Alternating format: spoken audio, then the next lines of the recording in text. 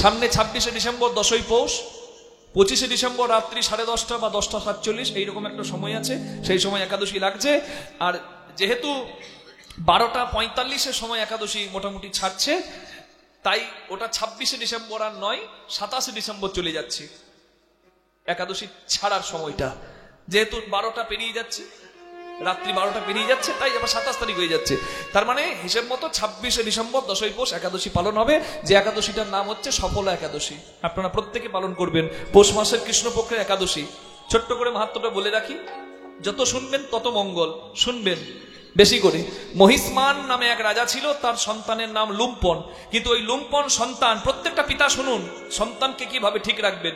শাক দিয়ে মাছ ঢাকার মতো ছেলের দোষ ঢাকবেন না, ছেলেকে মাঝে মাঝে টাইট করবেন, শাসন দেবেন। মা বাবাদের বলে রাখছি, আদরে বাঁদর সারা জীবন করে দেবেন না।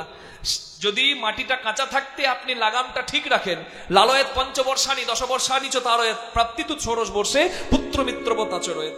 5 বছর পর্যন্ত ভালোবাসা, 5 থেকে 15-16 বছর পর্যন্ত শাসন, আর তারপরে 16 বছর পেরিয়ে গেলে বন্ধু সুলভ আচরণ।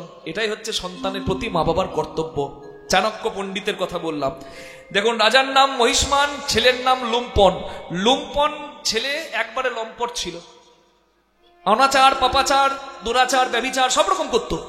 তা বাবা শায়েস্তা করার জন্য রাজ্যচ্যুত করে দিল, যে তুই কি ভেবেছিস তুই অন্যায় করবি আর আমি রাজা বলে তোকে আমি আসনে বসাবো? সেই রকম বাবা আমি নই, যতক্ষণ না তোর সংশোধন হবে তোকে আমি গ্রহণ করবো না, বেরিয়ে যা। বের করে দিলেন দূর দূর করে। কত বড় কর্ম করলেন দেখুন। চলে গেল পৌষ মাসের কৃষ্ণ দ্বাদশীর দিন রাত। বুঝতে পারছেন পৌষ মাসের ঠান্ডায় কি হবে? বনে ঘুরে বেড়াচ্ছে, ঠান্ডাতে হাড় কাঁপানো ঠান্ডাতে ঘুরে বেড়াচ্ছে। ওই ঠান্ডাতে কাঁপতে কাঁপতে ওই জঙ্গলে অজ্ঞান হয়ে পড়ে গেল।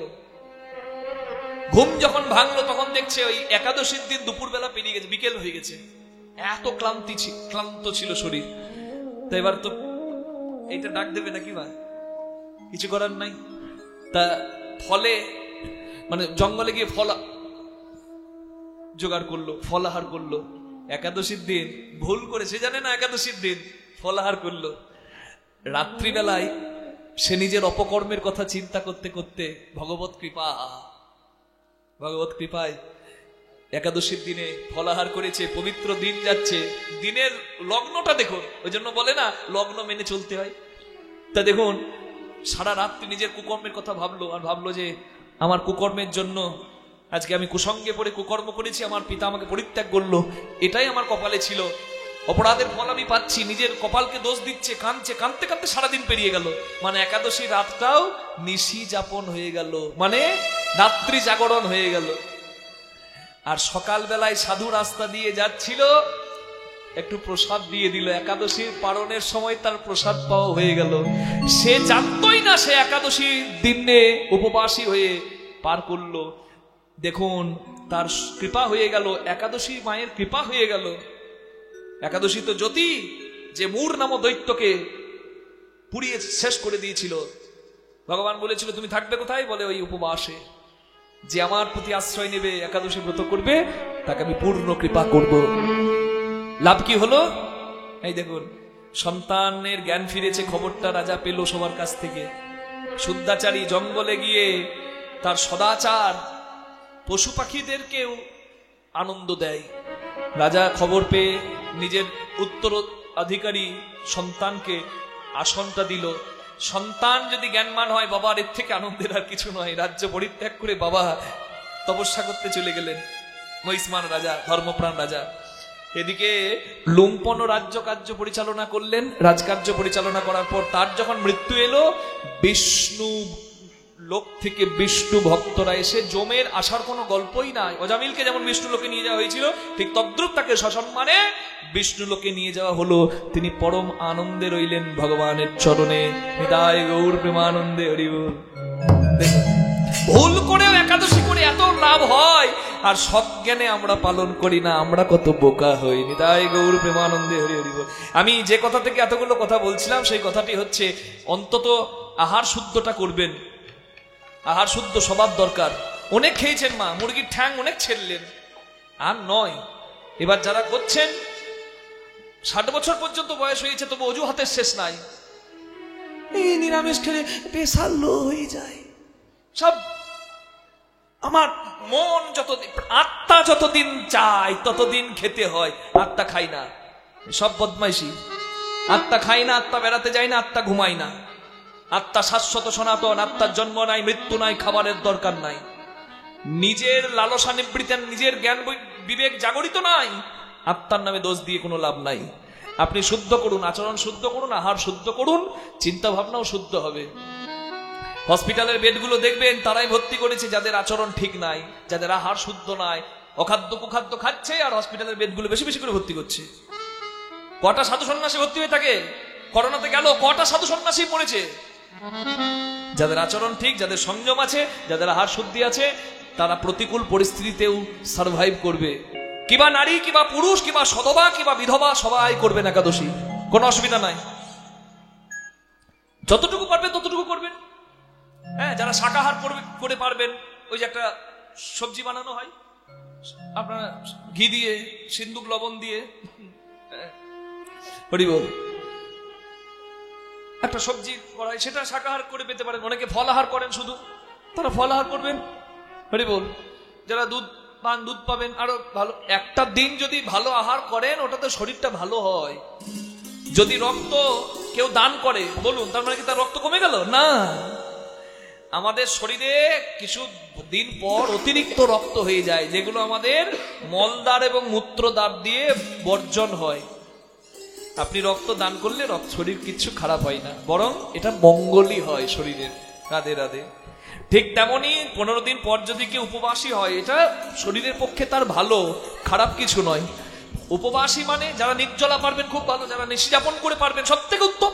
আর যদি না পারেন, হরি বল, নিশি যাপন করার দরকার নাই, আপনি একটু ভগবানের হরি রূপে বাস করুন। উপবাস মানে তো উপবাস, হরি স্মরণ করুন, খাওয়ার চিন্তা ভুলে যান, একটু ঠাকুর স্মরণ করুন। একটা দিন প্রভুর জন্য দিন, সংসারের জন্য সারা 14 দিন দিচ্ছেন, একটা দিন দিন। তারপরে মাসে 2টো একাদশী যদি পড়ে, একটা দিন করুন, একটু ভালো চিন্তা করুন, সৎ চিন্তা করুন, প্রভুর স্মরণ করুন, একটু সেদিন ফলাহার করুন, পঞ্চশস্য বর্জন করে আহার করুন, এইটুকু। ভগবানের শ্রেষ্ঠ ভক্তকে, ভগবানের 2 মা, তথাপি শ্রেষ্ঠ মায়ের জায়গা পেল কে? ভগবান কেন যজ্ঞ করেছিলেন? ভগবানের যজ্ঞের কথা শুনে আমাদের লাভ কি? হ্যাঁ, কীর্তন শোনা মানে শুধু কানে একটা গান শোনা নয়। কত মানুষের জীবনের চরিত্র গঠন হয়, পথ চলা সুন্দর হয়, এই কীর্তনের মধ্যে এমন বস্তু আছে। তাহলে আমাদের লাভটা কি আমরা দেখব। আজকে শুনবো আমাদের তথ্য অনেক আছে। ভাগরী ঋষির সিদ্ধান্তে প্রভাস খণ্ডের কথা আমরা শুনবো, যেখানে আজকে আস্বাদ্য বিষয়বস্তু হচ্ছে ভগবান শ্রীকৃষ্ণের প্রভাস যজ্ঞ লীলা। ভগবান শ্রীকৃষ্ণ বসে আছেন কোথায়? দ্বারকায়। বৃন্দাবন লীলা পরিপূর্ণ হয়েছে, মথুরা লীলা সাঙ্গ হয়েছে। ভগবান তো মথুরাতেই থাকতো নাকি? ভগবানের তো জন্মস্থান, কিন্তু দ্বারকায় আসতে বাধ্য হয়েছিল, আপনারা জানেন। ভগবান যখন কংস উদ্ধার করলেন, কংসের শ্বশুর, তার নাম জরাসন্ধ, 17 বার মথুরাক্রমণ করল। ভগবান ছলনা করে শেষবারের বেলা আর জরাসন্ধের সঙ্গে যুদ্ধ না করে ভগবান পাহাড়ের ওপর উঠে গেলেন। দেখতে দেখতে পাহাড়টা দাও দাও করে জ্বলে গেল। জরাসন্ধ মনে মনে ভাবলো, তাহলে বুঝি কৃষ্ণ ভগবান আগুনে পুড়ে ছাই হয়েছে। কৃষ্ণ আমার জামাইকে মেরেছে, কংসকে মেরেছে, কৃষ্ণ নিজে পুড়ে ছাই হয়েছে, ব্যাস আমারও কারোর ওপর রাগ নেই, আমি বরং ফিরে যাই। ব্যাস, জরাসন্ধ কিন্তু ভ্রমিত হয়ে গেল। ভগবানের তো অনেক মায়া আছে বাবা, এও একটা মায়া। যুদ্ধ করে দেখছে কোনো লাভ হচ্ছে না, তাই কি করলেন? ভগবান বুঝিয়ে দিলেন যে আমি আগুনে পুড়ে মরে গেলাম। কিন্তু আগুনে পুড়বে কি ভগবান? হ্যাঁ, যে আগুন গিলে খায় সে কি আর আগুনে মরে? পাহাড়ের ওপর থেকে যখন দেখছে জরাসন্ধ ফিরে গেল ঘরে, তখন পাহাড়ের ওপর থেকে এই পাশে ঝাঁপ দিয়ে দেখে আরেক বিপদ। ভগবানের আরেকজন শত্রু এসেছে যুদ্ধ করবার তরে, তার নাম কালযবন। সেই কালযবনের সঙ্গেও যুদ্ধ না করে ভগবান দৌড়াতে দৌড়াতে একটা গুহার ভেতর ঢুকে গেল। কালযবন মনে মনে ভাবলো, যে কৃষ্ণের নাম ডাক বিশ্বে, সারা বিশ্বে, সে আমাকে দেখে ভয়ে পালাচ্ছে। ও তো আর জানে না কৃষ্ণ কেন দৌড়ায়। কৃষ্ণের পিছু করতে করতে সে গুহার ভেতর ঢুকলো। ওই গুহার ভেতরে পরম হরিভক্ত মুচুকুন্দ ধ্যান করছিল যে প্রভু আমি নিরালায়, নির্জনে, তোমার স্মরণ করব আর বিশ্রাম নেব। ভগবান বললেন তথাস্তু, হরির আশীর্বাদ। তবে তোমার ঘুম যদি কেউ ভাঙাতে আসে, তুমি যার দিকে তাকাবে সে পুড়ে ছাই হবে। ভগবান ভালো করেই জানতেন জরাসন্ধ ভ্রমিত হয়েছে। এবার কালযবনকে যুদ্ধ না করে সব থেকে সহজ উপায় মুচুকুন্দের কাছে নিয়ে যায়। ভগবান গুহার ভেতর অন্ধকারের অন্তর্ধ্যান হলেন, লুকিয়ে গিয়ে পড়লেন। আর শয়নরত মুচুকুন্দকে কৃষ্ণ মনে করে কালযবন গিয়ে পদাঘাত করলেন, এই ওঠ, তুই গোপীদের ছলনা করবি, আমাকে ছলনা করবি? হ্যাঁ, গোপীদেরকে ছলনা করতে পারিস, আমাকে ছলনা করবি? এত বড় সাহস! ঘুমানোর ভান করছিস, ওঠ। আসলে কৃষ্ণ ভেবে যাকে পদাঘাত করলো সে তো কৃষ্ণ ছিল না, তার নাম ছিল মুচুকুন্দ। আর যে মুচুকুন্দর পরবর্তী জন্ম এই মকর সংক্রান্তিতে যে ধামে আপনারা যান, সেই জয়দেব কেন্দুবিল্ল গ্রামের জয়দেব কবি। নিতাই গৌর প্রেমানন্দে হরি হরি রাধে। সেই মুচুকুন্দ তাকিয়েছে, পুড়ে ছাই হয়ে গেছে কালযবন। মুচুকুন্দ ঘুমিয়েছিল, উঠে তার অগ্নিস্পৃহায় কালযবন পুড়ে ছাই। কিন্তু মুচুকুন্দর ঘুম ভেঙে গেছে। মুচুকুন্দ কাঁদছে, আমি কোথায়? প্রভু, তুমি কথা দিয়েছিলে আমার যেদিন ঘুম ভাঙবে সেদিন তুমি এসে আমায় দেখা দেবে, তুমি কোথায়? আরে কত গিরিধারিলা আড়ালে আড়ালে রবে, তুমি আড়ালে আড়ালে রবে। আরে কত গিরিধারিলা আড়ালে আড়ালে রবে, তুমি আড়ালে আড়ালে রবে। নয়নের ঝড়ে অবিরত, নয়নের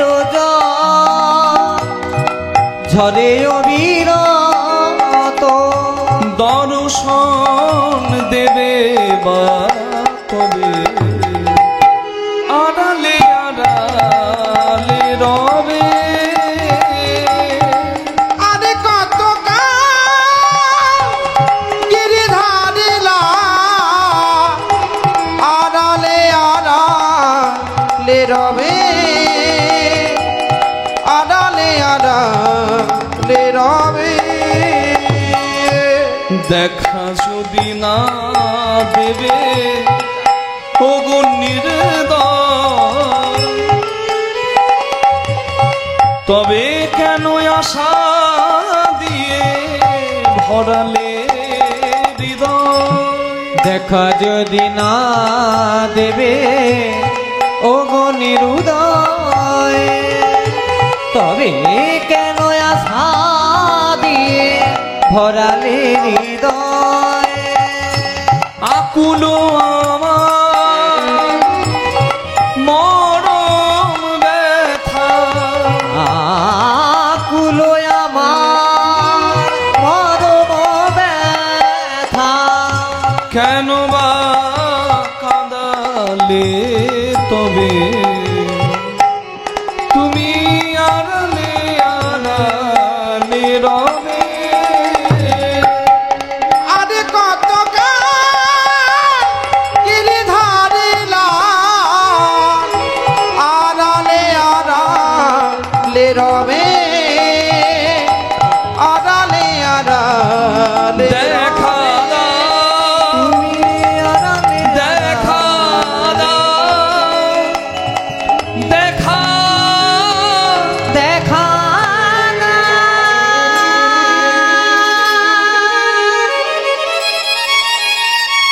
মুচুকুন্দকে দর্শন দিলেন ভগবান শ্রীকৃষ্ণ।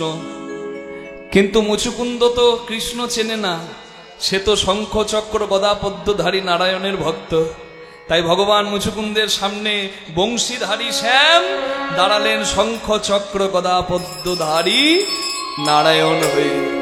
মুচুকুন্দ উদ্ধার হলো, পরবর্তীকালে জয়দেব কবি রূপে জন্ম নিয়ে জয়দেব ধামকে ধন্য করল। নিতাই গৌর হরি বল। এইবার ভগবান যে গুহায় ছিলেন ওই প্রবসন পর্বত, সেই প্রবসন পর্বত থেকে ভগবান গেলেন সমুদ্রের কাছে। আর ভগবান চিন্তা করছেন, জরাসন্ধ ভেবেছে আমি আগুনে পুড়ে মরেছি, সে যদি জানতে পারে যে আমি বেঁচে আছি তাহলে আবার আমার মথুরায় আক্রমণ করবে। রাজার কাজ হচ্ছে প্রজা প্রতিপালন। ভগবান কৃষ্ণ কিন্তু বৃন্দাবন বা মথুরার রাজা ছিলেন না। ভগবান কোথাকার রাজা? এই যে মাটিতে ভগবান এলেন, সমুদ্রের কাছে দাঁড়িয়ে বললেন, সমুদ্রকে ভিক্ষা চাইলেন যে তুমি এক খণ্ড ভূমি দান করো।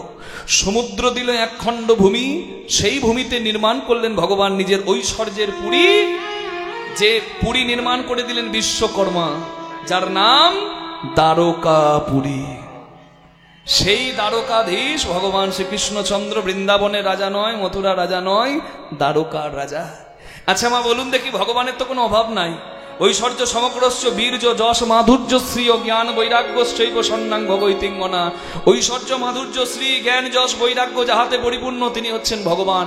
যার অভাব নাই, যার ঐশ্বর্য আছে, যার প্রেম মাধুর্য আছে, যার রাধারানীর কৃপায় মদন মোহন মানে কামকে জয় করার ক্ষমতা আছে, যার যশ ভুবন ভরা আছে, যার জ্ঞান গীতার পাতায় পাতায় আছে, যার বৈরাগ্য আমরা দেখতে পাই মাথুর বিরহে।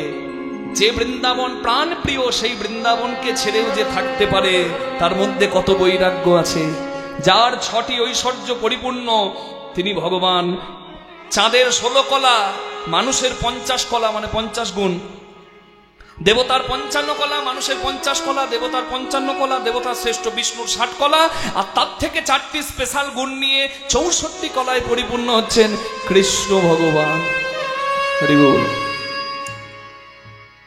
নাম মাধুর্য, লীলা মাধুর্য, রূপ মাধুর্য আর প্রেম মাধুর্য, এই 4টে ভগবানের বিশেষ গুণ। তাই ভগবান পরিপূর্ণ,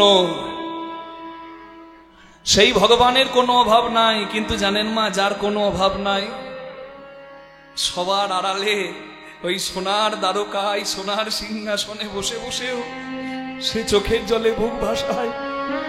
জগৎ কাঁদে যার জন্য, সে আবার কাঁদে কার জন্য? তার মানে ভগবানের অভাব আছে। হ্যাঁ, অভাব আছে। ভগবানের অভাবটা কি জানেন? শুদ্ধ ভক্তি, শুদ্ধ ভালোবাসা। দ্বারকার সবাই ঐশ্বর্যে নিয়ে মত্ত, ঐশ্বর্য নিয়ে মত্ত। আর ভক্তি আর প্রেম আছে যে বৃন্দাবনে। হা কৃষ্ণ বলে রাধারানী সর্বক্ষণ চোখের জল ফেলে। ব্রজবাসীরা কাঁদে, রাধা কাঁদে কৃষ্ণের জন্য, তাই তো কৃষ্ণ কাঁদে রাধার জন্য। ভালোবাসা কি অত সহজ? হ্যাঁ, আজকালকার দুদিনের ভালোবাসা নাই। তোমাকে না দেখলে বুকের ভেতর ধরপড় করে। আর 30 বছর 40 বছর হয়ে গেলে চোখের সামনে গুড়গুড় করছো কেন? তোমাকে দেখলে গা পিত্তি জ্বলে। কি ভালোবাসা ছিরি! আর এই ভালোবাসাকে আমরা ভালোবাসা মনে করি না। প্রেম অনেক ঊর্ধ্বের ধন। প্রেম করলে চোখের জল পড়বে, চোখের জল সার হবে। খেপাখেপি না হলে ভালোবাসা হয় কি? এই দেখতে পেলেন, ভালোবাসা ছিল, পরিণতি কি হলো একটু আগে বললাম না? ক্যান্সারে স্বামী চলে গেল, মেয়েটা কাঁদতে কাঁদতে রইল। তার কটা দিন আগে সিনেমার এক অভিনেত্রী চলে গেল, আর এক অভিনেতা যিনি বামা খেপাতে, মনে পড়ে, বামা খেপা রোল করেছিল, সেই ছেলেটাও তার ভালোবাসার নারীকে হারিয়ে কাঁদলো। তার মানে ভালোবাসা সত্যি যত কটা দেখবেন তত কটা চোখের জল, কিচ্ছু করার নেই। এটা তো কলিযুগের কথা, এটা তো কামনার ভালোবাসার কথা বলছি। আর সেখানে তো কোনো চাওয়া পাওয়া নাই। আত্মেন্দ্র প্রতিবাঞ্ছা নয় গোপিকার, কৃষ্ণ অঙ্গে সুখ দিতে শুধু সঙ্গম আর বিহার। যেখানে তারা কৃষ্ণ সুখে সুখী। রাধা কাঁদছে আর কৃষ্ণ কাঁদছে। রাধা কাঁদে কৃষ্ণের জন্য, কৃষ্ণ কাঁদে রাধার জন্য। আমরা প্রথমে একটা বৈষ্ণব পদাবলী আস্বাদন করব, যে রাধারানী চোখের জল ফেলে মাটি ভিজিয়ে সেই মাটিতে একটা পাথরের টুকরো হাতে তুলে নিয়ে কৃষ্ণের ছবি আঁকছে আর হা কৃষ্ণ বলে কাঁদছে। তালটির নাম বড় দুথকি তাল। এক 2 3 4 5 6 7 বড় দুঃখ কি তাল হরি বল। আয়ারে কিবা পদাবলিটা একটু বলি মা। কৃষ্ণ কৃষ্ণ বলি কাঁদে বাহু তুলি, বলে প্রাণ বধূ গেল কোথা। চোখের জলে মাটি ভিজিয়ে পাথর হাতে নিয়ে মাটিতে কৃষ্ণের ছবি আঁকছে রাধা। আয়ারে কিবা কৃষ্ণ ও কৃষ্ণ কৃষ্ণ বলি কাঁদে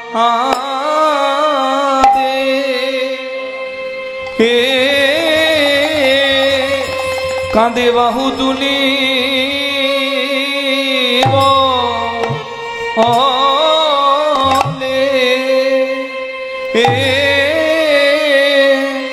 বলে বধূ বধূ গেলে কোথা। আহারে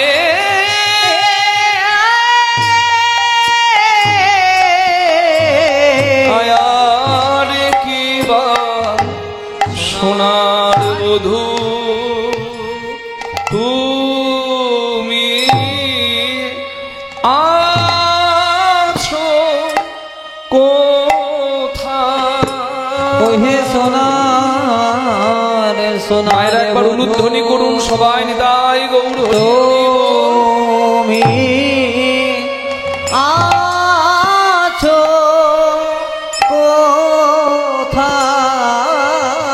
ওহে সোনার বধূ তুমি আছো কোথায়। সোনার বধূ তুমি আছো কোথায়। অভাগিনীর ভাগ্য আধার করে সোনার বধূ তুমি কোথায় গেলে। এই দাসীর কথা কি তোমার নাই হে মনে। সোনার বধূ তুমি কোথায় গেলে। দাসীর কথা কি নাই হে মনে। অভাগিনী কি দাস হইতে পারে। দাসীর কথা কি নাই হে মনে। অভাগিনী কি দাস হইতে পারে। বধূ তুমি কোথায় গেলে। অভাগিনী কি দাস হইতে পারে। বধূ তুমি কোথায় গেলে। অভাগিনী দাস হইতে পারে।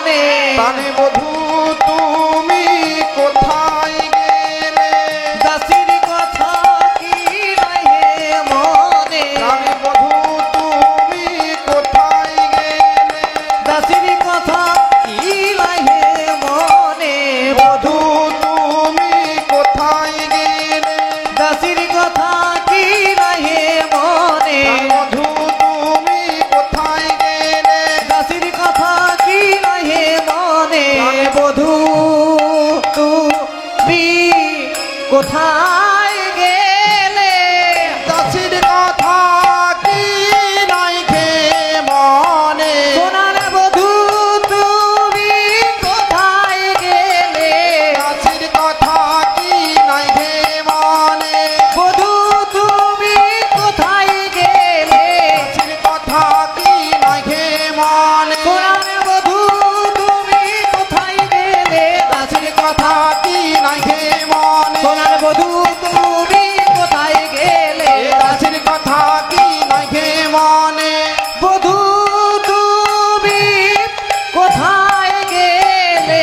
দাসীর কথা কি নাই হে মনে, বধূ তুমি কোথায় গেলে? তাই গো হরি হরি বধূ তুমি কোথায় গেলে? দাসীর কথা কি নাই খে মনে, বধূ তুমি কোথায় গেলে? দাসীর কথা কি নাই খে মনে, বধূ তুমি কোথায় গেলে?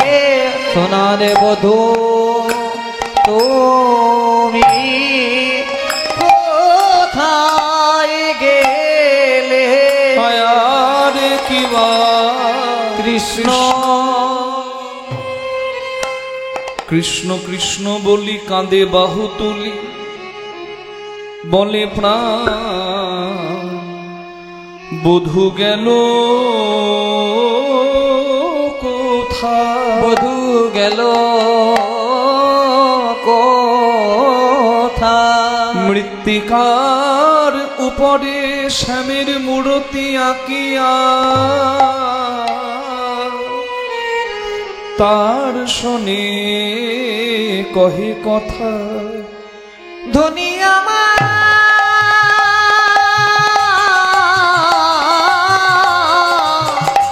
মৃত্তিকার পরে শ্যামের মূর্তি আঁকিয়া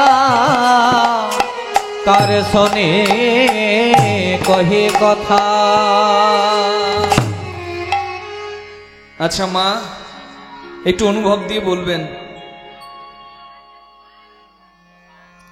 রাধারানী কৃষ্ণের ছবি আঁকছে, তা বলুন দেখি মা, রাধারানী গোবিন্দের চরণ আগে আঁকবে না বদন আগে আঁকবে? ছবি আঁকার নিয়ম হচ্ছে হয় নিচ থেকে শুরু করতে হয়, না হয় ওপর থেকে শুরু করতে হয়। তা আপনারা যারা অনুরাগী শ্রোতা আছেন একটু বলুন বাবা, চরণ আঁকবে রাধারানী না বদন আঁকবে? প্রথমে কি আঁকবে? আচ্ছা আপনি আঁকলে কি আঁকতেন? কেউ বলছে বদন, কেউ বলছে চরণ। রাধে। যদিও ভগবানের বদন খুবই সুন্দর। কেমন সুন্দর?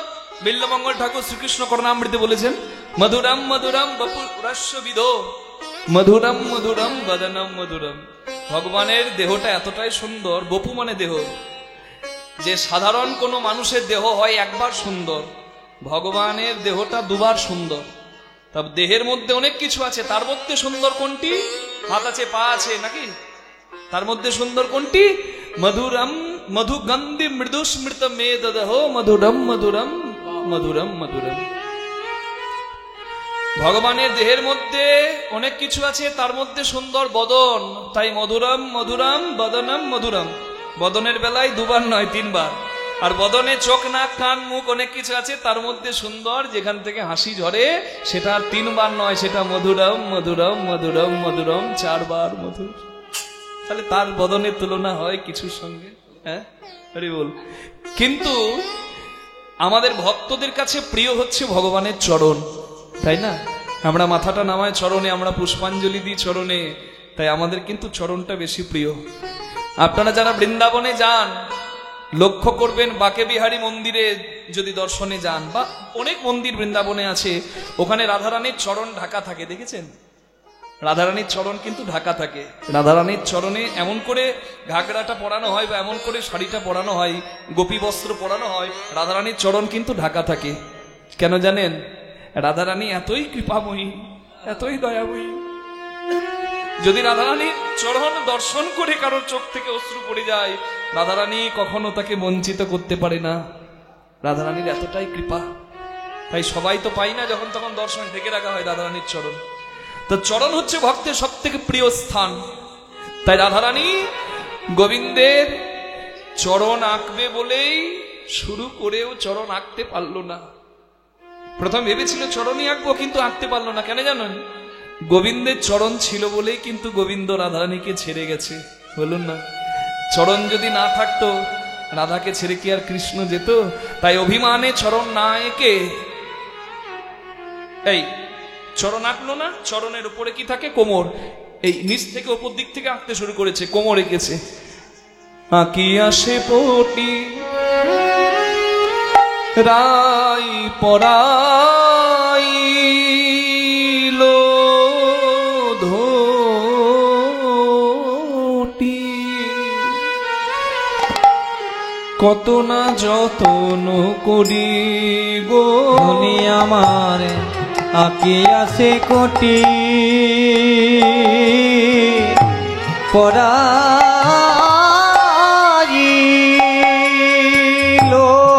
ধোটি, কত না যতন করি। নাভি সরব ধনী আঁকিল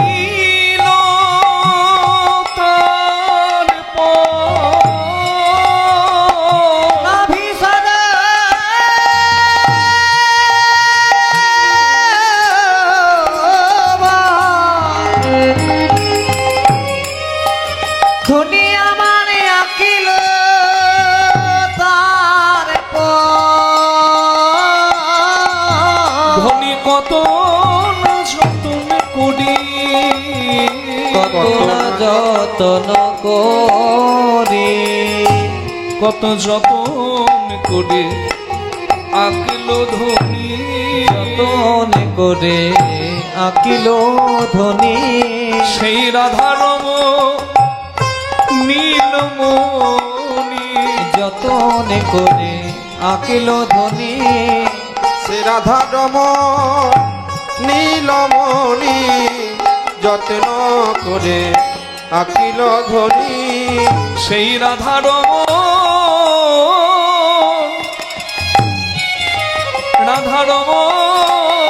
নীলমণি, যত্ন করে আঁকিল ধনী। নাভি সরোবরে আঁকিল তারপর, কত না যতন করি গো, কত না যতন করি। রাধার চোখ থেকে টপ টপ করে জল পড়ছে। এটা একদিনের কান্না নয় মা। দেখবেন ভালোবাসার মানুষ মারা গেলে, কিংবা খুব আপনজন, বাবা মারা গেছে, ছেলে কাঁদছে। কেমন কাঁদে বলুন তো? ছেলেকে রাখা যায়? গড়াগড়ি গায়। বাবার সৎকার হলো, কটা দিন, যতদিন না শ্রাদ্ধ পার হলো, বাবার কথা সর্বক্ষণ মনে পড়ছে। যত বাড়ি বাড়ি নিমন্ত্রণ করতে যাচ্ছে, বাবার কথা উঠছে আর ছেলে কাঁদছে। শ্রাদ্ধ পেরিয়ে গেল, সবাই নিজের নিজের কাজ শুরু করলো। কিন্তু সত্যি করে বলুন তো, আর সময় করে, প্রত্যেক দিন বিশেষ করে সময় করে আর বাবার কথা মনে পড়ে বাবা?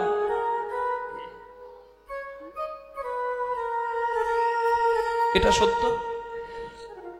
স্ত্রীরও কি মনে পড়ে কর্মব্যস্ত হওয়ার পর? স্বামী হারানো 2 বছর 3 বছর পর সব সময়? তাহলে চিন্তা করুন, রাধারানী হেন কোনো দিন নাই, হেন কোনো সময় নাই কৃষ্ণ বলে কাঁদে না। দ্বারকায় কৃষ্ণ রূপকিনীর দেওয়া দুগ্ধ গ্রহণ করলে, ভগবান সোনার গ্লাসে দুধ গ্রহণ করছেন, দুধ। তা ভগবানের যদি গরম দুধে জিহ্বা পুড়ে যায়, ভগবান রাধে রাধে নাম করে, আহ রাধে, আমরা তো আ উ করি, ভগবান রাধে বলে। আর ওই ভগবান রাধে বললে ওই ভগবানের জিহ্বা পোড়ার যন্ত্রণাটা এদিকে রাধারানী পায়। রাধাকৃষ্ণ তো আলাদা নয়। হরি বল। রাধারানী চোখের জল ফেলছে, কৃষ্ণের ছবি আঁকছে। প্রথমে কোমর এঁকেছে, তারপর নাভি আঁকলো। তার মানে বুঝতে পারছে নিচ থেকে ওপর দিকে কৃষ্ণের ছবি আঁকছে। তারপর এঁকেছে গোবিন্দের এই কোমল হৃদয়, তারপর এঁকেছে দুটি হাত আর বাহু দুটি আঁকি ধ্বনি ছলো ছলো আখি মুরলি দিল সে ধ্বনি আমার বাহু দুটি আঁকি চলো চলো আঁখি মুরলি দিল সে করে বলি একবার তেমন করে বাজাও বাঁশি তেমন করে বাজাও বাঁশি ওহে বৃন্দাবনের রাখাল শশী একেবারে তেমন করে বাজাও বাঁশি তুমি তো বৃন্দাবনে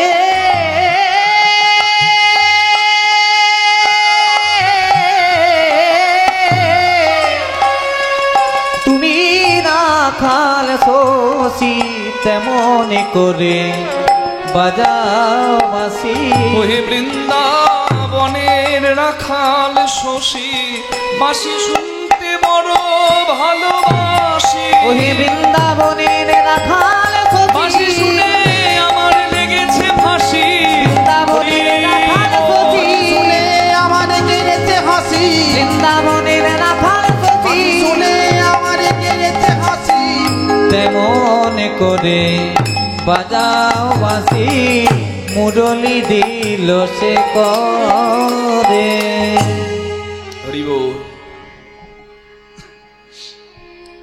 আজকে গৌরচন্দ্রিকায় দানের কথা শুনেছেন, তবে আজ ভক্ত করবে না ভগবানকে দান। ভক্তদের এখানে শোনার ইচ্ছাই আজকে লীলাটা উল্টে গেল। ভক্ত করবে না ভগবানকে দান, আজ ভগবান করবেন ভক্তকে দান। নিতাই গৌর হরি হরি হরি হরি হরি বল। কারণ ভগবানের যজ্ঞের তিনটে শর্ত, সবাইকে ডাকবে ত্রিভুবনে, যে যা চাইবে তাকে তাই দান করবে, দিতে দিতে শেষ হয়ে গেলে ভগবান আজকে ভিক্ষার আঁচল পাতবে। দান কিন্তু রইল, ভক্ত করছিল আজ ভগবান করবে, শুধু দাতাটা বদলে গেল। যে চাই হাত পাতে, আর যে দেয় তার হাত উপরে থাকে। আমরা বলি বাহ কত বড় দানি গো, না, দানি কথাটা ভুল। দানি মানে যে নেয়, আর দাতা মানে যে দেয়। আজ ভগবান হচ্ছেন দাতা। আজকে আমরা আস্বাদন করব ভগবানের সেই কথা, সেই কথা আস্বাদন করছি। রাধারানী কৃষ্ণ কৃষ্ণ বলে কাঁদছে, বাহু আঁকলেন, তারপর কি আঁকলেন জানেন? এই যে ভগবানের কণ্ঠ, এই যে দাগগুলো দেখছেন না, এটাকে বলছে শঙ্খ আকৃতি। ছাকে যেমন দাগ থাকে ঠিক তেমনই দাগ। হরি বল। এবার কম্বু কণ্ঠ কিবা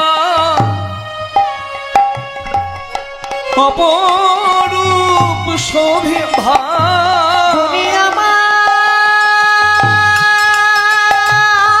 কম্পু কণ্ঠ কিবা অপরূপ শোভা।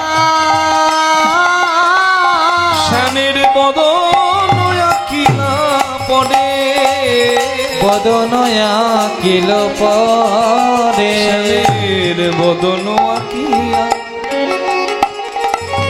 মুখে মুখ দিয়া তার শনে কহে কথা। বলে প্রাণনাথ দাসীর কথা কি মনে পড়ে না? বধূ হে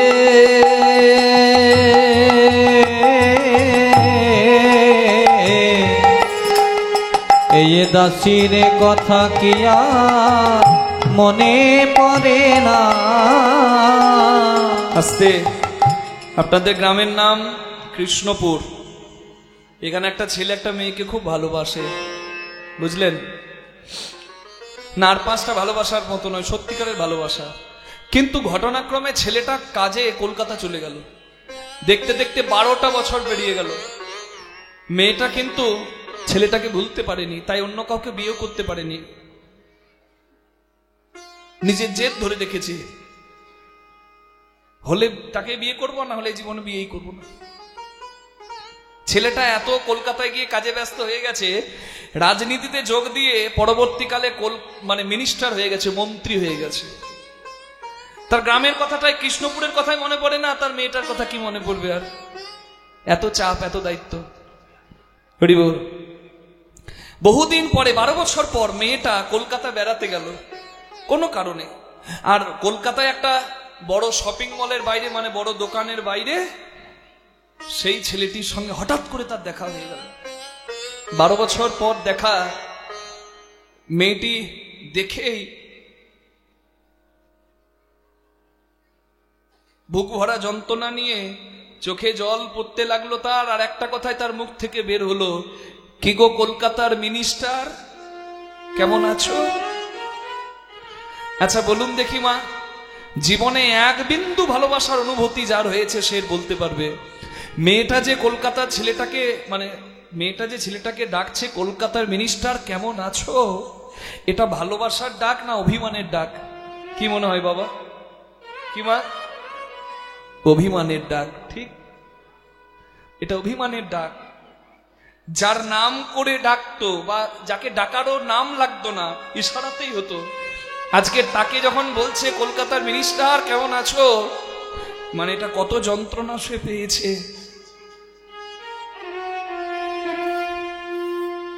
আমি আপনাদের গ্রামের যে কথাটা বললাম, এটা তো গল্প, আমার মন থেকে বললাম, এটা তো ঘটেনি।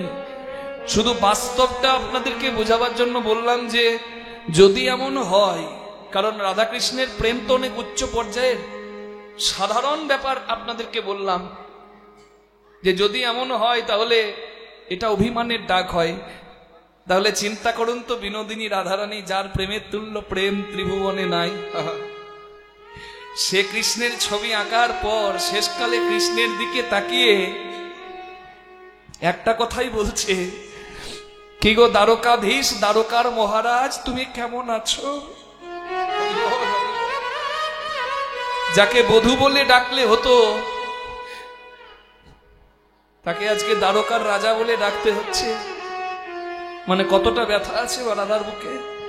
আমি জানি ভীষ্মক রাজার কন্যা রূপকিনী তোমার স্ত্রী, সত্যবান রাজার কন্যা সত্যবতী তোমার স্ত্রী, জাম্ববানের কন্যা জাম্ববতী তোমার স্ত্রী।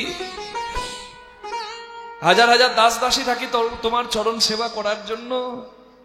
আমি জানি তুমি রাজা, তোমার অনেক কাজ, কত কত রাজা ধীরাজ তোমার একবার দর্শন পাবার অপেক্ষায় থাকে। আমি কি তোমার দর্শন পাই? সেই ভাগ্য আমি করি নাই, আমি জানি।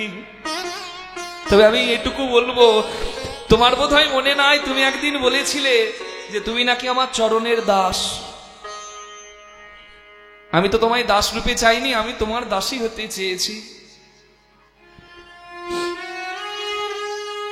যাকে বলেছিলে যে আমি তোমার চরণের দাস, বলো না গো শ্যাম, আমি জানি তুমি অনেক ব্যস্ত, তবু একবার, এত বছর পেরিয়ে গেল, একবারও কি এই দাসীর কথা তোমার মনে পড়ে না? বধুই দাসীর কথা কি আর মনে পড়ে না? দ্বারকায় রাজা বধূ হে,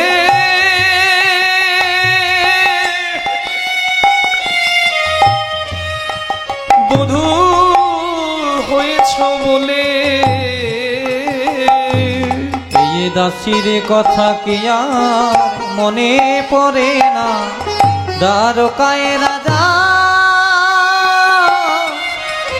হয়েছ বলে, ওহে বৃন্দাবনের রাখাল রাজা, দ্বারকায় রাজা গৌর হরি, বনের রাখালে রাজা, দ্বারকায় রাজা হয়েছ বলে, বনের রাখালে রাজা, দ্বারকায় রাজা হয়েছ বলে এ দাসীর কথা কি আর মনে পড়ে না?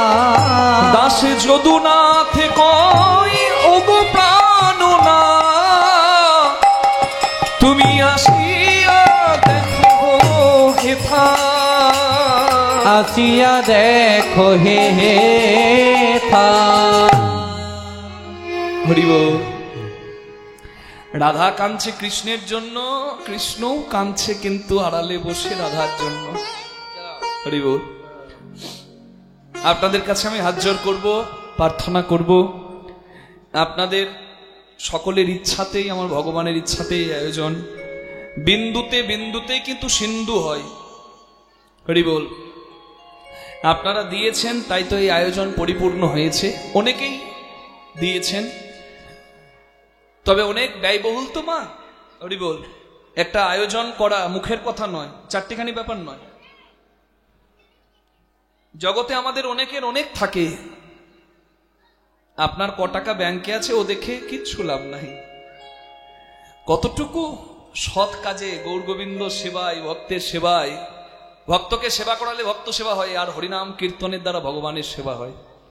এখানে কীর্তন হচ্ছে মানে আলাদা করে মন্ত্র বলতে হবে না। কীর্তনে বৈষ্ণব পদাবলী এক একটা ফুলের মালা, যেটা ভগবানের গলায় দেওয়া হয়।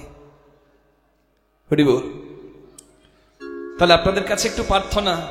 লটারি কাটে মানুষ 500, 1000 টাকা দিয়ে ভাগ্য বদলাবার জন্য, কিন্তু যার ইচ্ছাতেই অসাধ্য সাধন হয়, জন্ম নাই, মৃত্যু নাই, গাছের পাতাও নড়ে নাই, যার ইচ্ছা বিনা, তার সেবার উদ্দেশ্যে আপনারা যতটুকু দেবেন সব তোলা থাকবে। আমি কমিটির ভাইদের, দাদাদের বলবো আপনাদের কাছে ভিক্ষার আচল নিয়ে যেতে। আপনারা প্রাণ ভরে গৌরগোবিন্দ সেবার নিমিত্তে দান করুন। আমি সেবার কথা বললাম, দানের কথা বললাম মানে ভাববেন না আপনার অনেক সামর্থ্য আছে আর ঠুং করে 2 টাকার কয়েনটা একটা নামিয়ে দিলেন, ওইটা করবেন না। দয়া করে হাত জোর করে বলছি। শুনতে খারাপ লাগছে বাবা, তাহলে 2 টাকাটা কি টাকা নয়? না, নিশ্চয়ই টাকা। কিন্তু মনে রাখবেন বাবা, বাড়িতে যদি ভিখারি আসে, বাড়িতে যদি সাধু আসে, তাহলে আপনি যখন কাউকে ভিক্ষা দেবেন এইটুকু 1 ডিশ চাল দিয়ে দেবেন না। যাকে দেবেন তাকে এতটুকু দেবেন যেন এক বেলা তার উদরের ক্ষুধা নিবৃত্তি হয়। কি মনে থাকবে? যাকে দেবেন তাকে এতটুকু দেবেন যেন এক বেলা তার উদরের ক্ষুধা নিবৃত্তি হয়। সে যদি আধ পেটে খেয়ে থাকে তাহলে অসুবিধা। বুঝতে পারছেন? তাই আপনাদেরকে সেবার কথা যখন বললাম, দানের কথা যখন বললাম, আপনাদের অনেক ঠাকুর দিয়েছে, সেই ঠাকুরকে ঠাকুরের সেবার বিনিময়ে, সেবার নিমিত্তে আপনারা যতটুকু দেবেন এতটুকু দেবেন মা, যেন সত্যিকারের সেবাই লাগে। কারণ অনেক ব্যয়বহুল। আজ কীর্তন শুনছেন, কালকে আবার কীর্তন আছে, পরশুদিন অনেক দূর দূর থেকে এখানে অনেক, এই যে লাইট আছে, প্যান্ডেল আছে, মাইক আছে, আপনারা এসেছেন, কত দূর দূর থেকে এসেছে। আমার মহাপ্রভুর সেবা আছে, তাই আপনারা প্রাণ ভরে দান করুন। নিতাই গৌর প্রেমানন্দে। হরি বল, হরি বল, হরি বল।